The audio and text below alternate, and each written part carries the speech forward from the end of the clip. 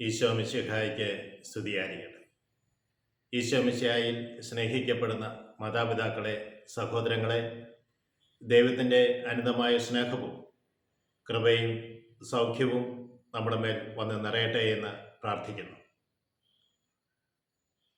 ദൈവം വിളിച്ച് വേർതിരിച്ച വ്യക്തികളുടെ മേൽ ദൈവത്തിൻ്റെ ആത്മാവ് എപ്പോഴും ഉണ്ട് എന്ന് തിരുവചന ഭാഗങ്ങളിലൂടെ കടന്നു പോകുമ്പോൾ നമ്മൾ കാണാറുണ്ട്. 2 രാജാക്കന്മാരുടെ പുസ്തകം 4-ാം അധ്യായം 8-ാം തിരുവചനം മുതൽ വായിച്ചു തുടങ്ങുമ്പോൾ എലീഷ ശൂനേമിലെത്തിയപ്പോൾ അവന് സ്വീകരിച്ച ഒരു വിധവയുണ്ട്. അവൾ അവനെ സ്വീകരിച്ച് അവന് ഭക്ഷണം കൊടുത്തു. അതവൻ ശൂനേമിൽ എത്തുമ്പോഴെല്ലാം അവിടുന്ന് ഭക്ഷണം കഴിക്കുക പതിവായിരുന്നു. ഒരിക്കൽ ധനികയായ ആ സ്ത്രീയുടെ ഭർത്താവിനോട് പറഞ്ഞു, ഇവിടെ ഇതിലെ പോകുന്ന ആ മനുഷ്യൻ ദൈവപുരുഷനാണ്. അവന് വിശ്രമിക്കുവാൻ വേണ്ടി നമ്മുടെ മട്ടുപ്പാവിൽ ചെറിയ ഒരു മുറിയുണ്ടാക്കി അതിൽ കിടക്കയും മേശയും കസേരയും വിളക്കും നമുക്ക് വെക്കാം. അവനിതിലെ പോകുമ്പോഴെല്ലാം അവനതിൽ വിശ്രമിക്കട്ടെ.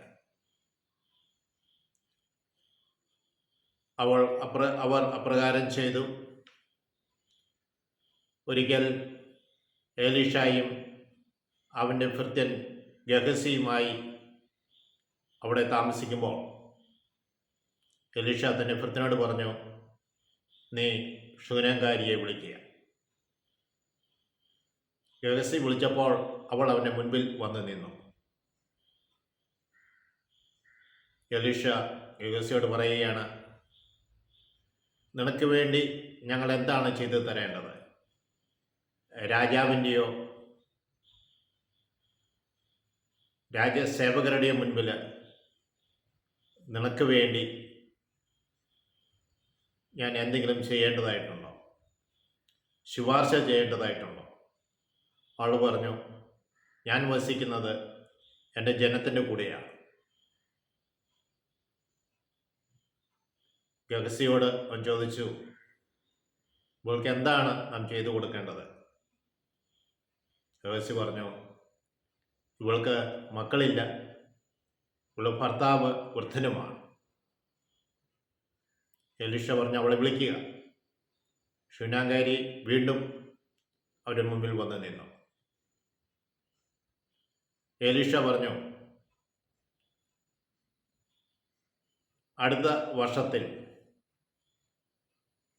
ഈ വസന്തത്തിൽ അല്ലെങ്കിൽ അടുത്ത വസന്തത്തിൽ ഈ സമയത്ത് നീ ഒരു ആൺകുഞ്ഞിനെ താലോലിക്കും.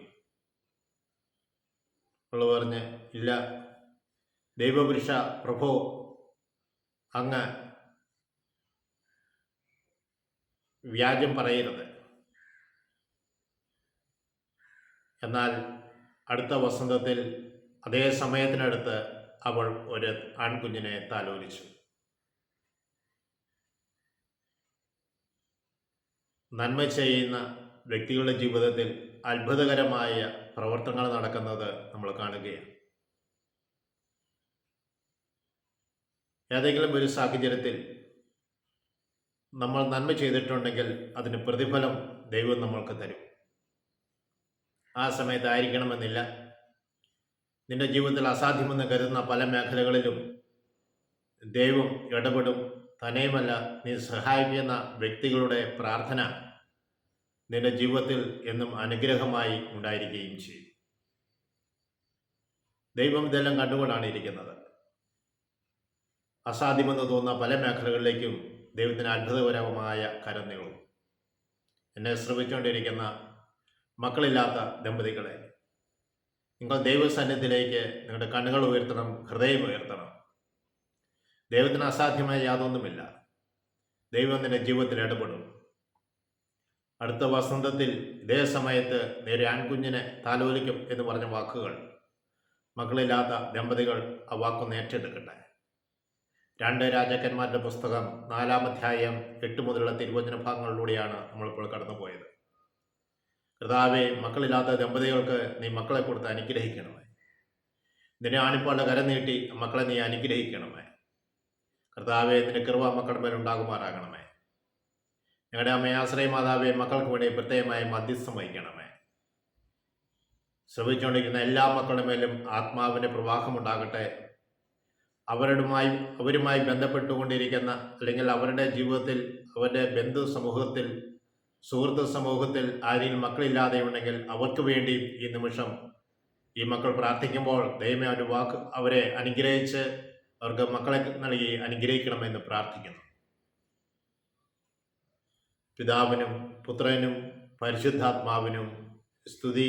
ഈശോ മിശിഹായ്ക്ക് സ്തുതിയായിരിക്കും.